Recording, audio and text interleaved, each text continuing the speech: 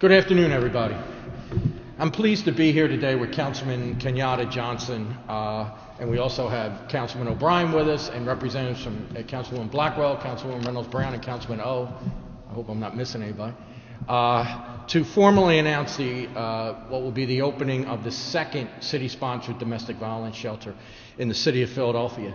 I've always believed that a priority of government and of elected officials should be in helping those who need help the most. And certainly victims of domestic violence need and deserve our city's help. Because obviously we're not talking about people here that are just in an uncomfortable situation or in a situation they'd like to be just a little better. With domestic violence victims, we're talking about life and death situation, both for themselves and their children. And Council, I'm proud to say, has stepped up in many ways for domestic violence victims. A bill that I was the sponsor of gave leave from work so that they could take care of issues like going to court and taking care of their families. But when we realized that victims were woefully underserved in this city compared to other cities, we knew it was time to step up and insist a second domestic violence shelter be built in Philadelphia. And we're proud to announce today that it is being created.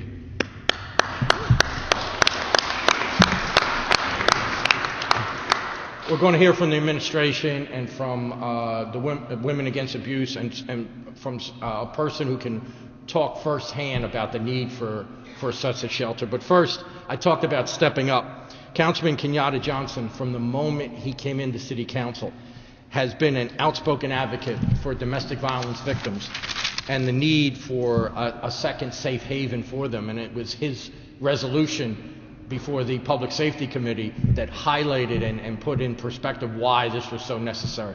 So I'm proud to introduce and hear from Councilman Kenyatta Johnson.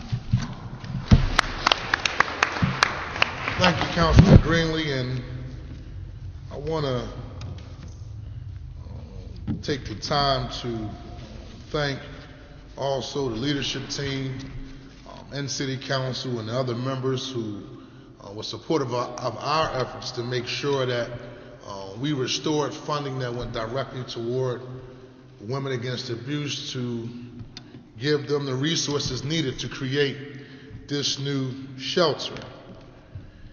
My involvement with Women Against Abuse started in my former life as a state representative, and I had the opportunity to visit the only women's shelter in the city of Philadelphia. And during that visit, I walked around and had a chance to take a look at the facilities and the resources that are offered to women who are most in need. I thought to myself, how could we live in a city that only provided one shelter to address the issue of women who are in abusive relationships? And so I made a personal commitment myself to become an advocate and make sure that all that I can do, rather as a state representative, but immediately when I came to City Council as a councilman, to advocate specifically to make sure those who are victims of domestic violence have the resources, but more importantly, a voice, and a real man's voice to advocate on their behalf. And sadly, more than 108,000 cases of abuse and violence against women are reported each year in Philadelphia, with 24 resulting in death last year. The numbers tell us that there is a tremendous need for this new shelter, information and resources to aid victims fleeing domestic violence. Women Against Abuse is the only domestic abuse shelter in the city, which has aided over 600 people annually, but clearly more resources are needed. And I want to clarify, we offer homeless shelter resources in the city of Philadelphia, but there's specifically a need to provide resources for women in abusive relationships. And a hallmark of the work that I do is specifically addressing constituent service matters, we've always have to address specifically women who may leave their home in the middle of the night, women who are transitioning from one house to another house because they're in an abusive relationship. And so we want to make sure that we separate not just the homeless issue, but specifically provide individuals who are in abusive relationships, specifically resources for them. And so I'm proud and, more importantly, humbled to have this opportunity to be supportive. But this is only the beginning. This is only the beginning. As a councilman, I will continuously work with my colleague, Councilman Greenlee, and other council members to advocate as we move forward to make sure that women against abuse, this is only the beginning, have the resources and the support they need to help those most in need. And so at this particular time, I'm going to turn the mic back over to Councilman Bill Greenlee. Thank you. Thank you, Councilman, and thank you for your advocacy and your leadership. City Council is very proud and pleased to have Women Against Abuse operate this new emergency safe haven. As Councilman Johnson said, Women Against Abuse is a leading domestic violence service provider in Philadelphia. And like Councilman Johnson, I did a tour of the one shelter that is run by the city by Women Against Abuse. And the thing that got me most about that shelter was the peaceful feeling that you felt when you walked in there. And I think we all know that the one thing that victims and their families need in that kind of situation is that peaceful feeling that they're getting the support, that they're getting the help they need. I think you've seen Women Against Abuse. They've been tireless advocates for years of pushing for this second shelter. And they are really the leading reason why this is happening. So we're glad to. I'm glad to introduce today the Executive Director of Women Against Abuse, Janine Lisitsky. Janine. Thank you. Good afternoon, everyone. So today we celebrate a victory, the creation of a second safe haven for survivors of domestic violence and their children. The new facility will double Women Against Abuse's emergency safe haven capacity, allowing us to offer safety to an additional 600 women and children each year. This is a remarkable accomplishment. At the same time, it is important to recognize the magnitude of the need this new facility will help us overcome. 3 years ago, Women Against Abuse turned away more than 5,000 requests for safe shelter. 2 years ago, that number rose to over 7,000. And last year, that number was more than 8,400. The sheer number of women and children that need this service is horrific. These numbers represent just some of the women who needed a safe place to escape from abuse, who feared for their lives, feared for the safety of their children, but were turned away because the Women Against Abuse 100-bed facility, the only one in Philly, as you've heard, was constantly at full occupancy. Behind each one of these numbers is a mother, a sister, a daughter, or a friend, somebody that needed safe haven to break free from violence in their home. And I am so grateful today to say that their collective voice has been heard. The victory of this new facility is the result of more than 3 years of advocacy and broad community support. The efforts of many that included dedicated and passionate Women Against Abuse staff and board members, local housing and domestic violence advocates, and political leaders who recognized this critical need. There are many people that we want to thank today, beginning with our amazing champions in City Council, Councilman Greenlee and Johnson. We want to thank you because we couldn't have done this without your leadership. We recognize the determination that it took for you to see this through in such a powerful way. We are also grateful to all members of council for their overwhelming support, without whom this couldn't have happened. And I also want to thank the Office of Supportive Housing and its director, Danette Mintz, for taking a leadership role in the city on behalf of survivors over many, many, many years, when there is no home to champion this issue. We are grateful to the housing and domestic violence advocates across the city who joined in this endeavor. Specifically, I want to thank two of them. One is the Family Service Provider Network, and that's led by People's Emergency Center. That group prioritized this as one of their top public policy issues. And also University of Pennsylvania's Ortner Center, Susan Sorensen. She reported on the state of violence against women in Philadelphia, and this report substantiated the critical shortage of DV shelter bed. Last and certainly not least, I want to thank the media for consistently highlighting the number of shelter turnaways in articles, TV, and radio. You helped to alert the community to this unmet need.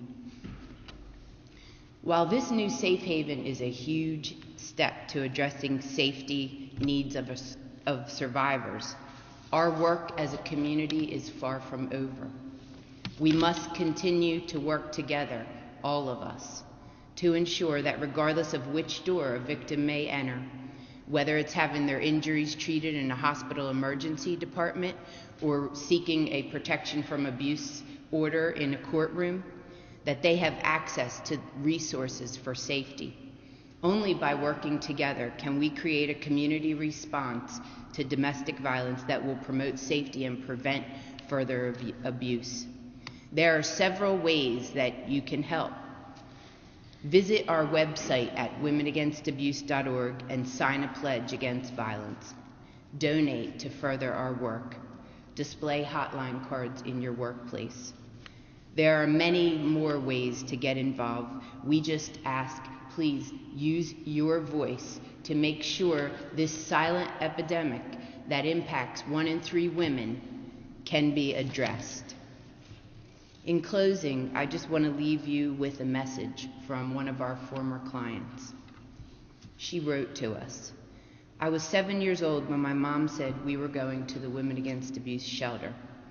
I was so happy that she was leaving him. It was the safest I felt in all my life. Being able to sleep without worrying about abuse was something I can still feel. I just want to say thank you. And I'm sure you made this difference in lots of lives. That was 30 years ago, and it's still one of my best memories." It is due to the efforts of each of you that we will be able to make this difference in even more lives. So we just want to thank you from the bottom of our hearts.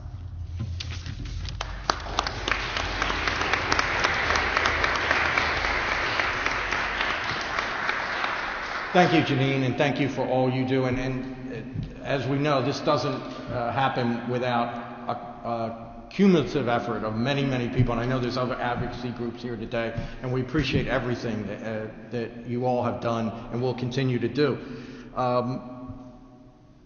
I now want to introduce Danette Mintz, the Director of the Office of Supported Housing. OSH has consistently responded to the need for services for victims of domestic violence in our city, and I'm confident that the new safe haven will thrive under Danette's leadership. Danette? Thank you. Good afternoon. I'm so pleased to be here to share in the important announcement of expanded resources for survivors of domestic violence in Philadelphia. My thanks to Councilman Johnson and Councilman Greenlee for their commitment to the cause, and to Janine Lisinski, the Director of Women Against Abuse, and her staff. At the Office of Supportive Housing, we are the front door for families and individuals who are in the housing crisis for a variety of reasons, including violence in the home. It is our role to assess the circumstances of each and every one, to provide emergency housing for those without other options, and to link all resources to help them prevent or end their homelessness as quickly and for as many people as our limited resources allow. For some time, the need was outpacing the city's resources. Women Against Abuse 100-bed shelter reported unmet need of 80%. People experiencing domestic violence occupied 35% of the city's family shelter beds and 45% of the city's single female beds in the general shelter system last year. To better serve survivors, OSH provided training through the nonprofit agencies who staff the emergency housing programs, including trauma-informed training, training in intimate partner violence and sexual assault, and training to address the needs of children. This will continue to result in a safer, more compassionate experience for those who may continue to enter the general shelter system, unwilling to talk about the abuse they have suffered until they feel safe and can be moved to more appropriate accommodations. And we know that survivors benefit from specialized facilities that focus on providing safe spaces like the space that will be created for the new confidential safe haven. We know that the new program will teach residents how to stay as safe as possible and begin to help them heal from the trauma of abuse. Going forward, our best chances for community-wide success to combat violence in the home depend on the continued strong efforts of the law enforcement community to enforce laws and prosecute offenders, the ability of city and agency leadership, legal advocates, and social service staff to understand the importance and value of trauma-informed assistance and support for perpetrators and victims, and for all of us to continue to advocate for affordable housing options for survivors who make the courageous step to start a new life without abuse. Again, congratulations to Women Against Abuse, and thank you, Council Members Greenlee and Johnson, for your leadership. Thank you, Danette, and thank you for all you do. We want to close the press conference hearing from what is a powerful voice, and the voice of Renee Norris-Jones, who's a survivor of domestic violence. Renee is a former client of Women Against Abuse and now gives back as an advocate, activist, and spokesperson, and we've heard from her in City Council. She knows firsthand how important it is to have a creation of a second safe haven for the victims in our city. Please join me in welcoming Renee Norris-Jones.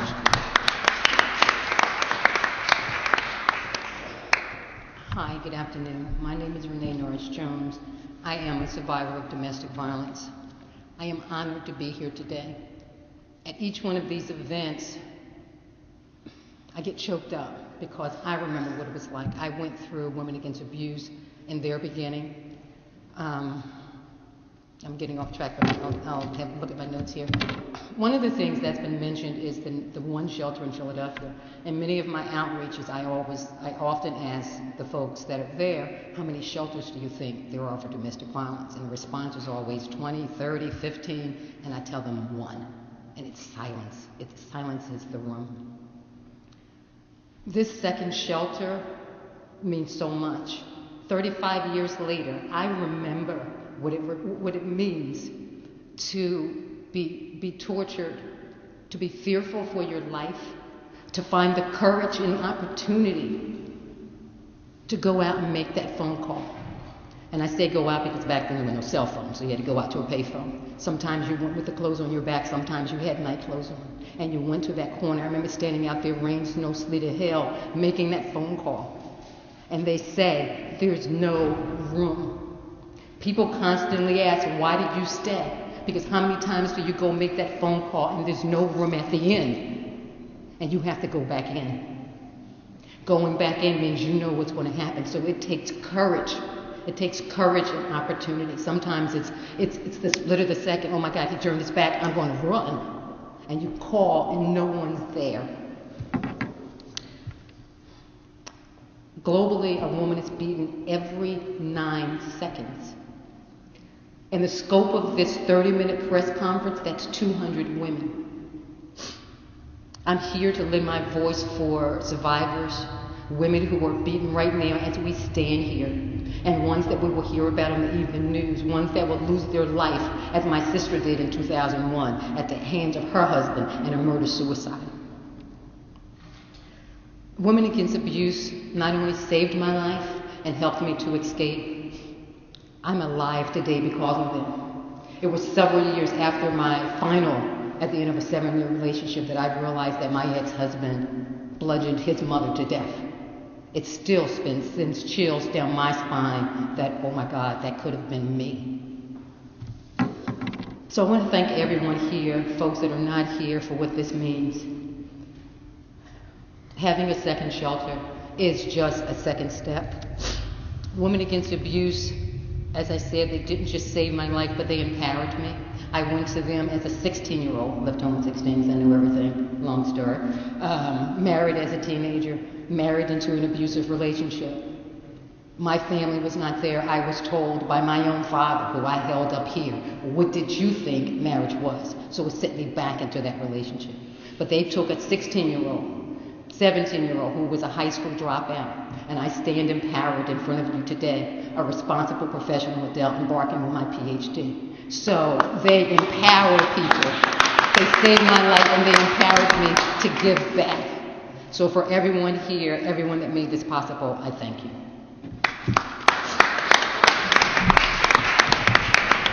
Thank you, Renee. I think I told you that was a powerful voice, and I think no one can speak better for the need for the shelter than people like Renee. I said in the beginning, we were talking about why it's important for government to step up and help people, and I don't think there's anybody in City Council that has stepped up to help people on an individual basis, oftentimes when nobody but the people that are getting help know about it, and that's Councilwoman Janie Blackwell. Councilwoman, thank you. Thank you for being here.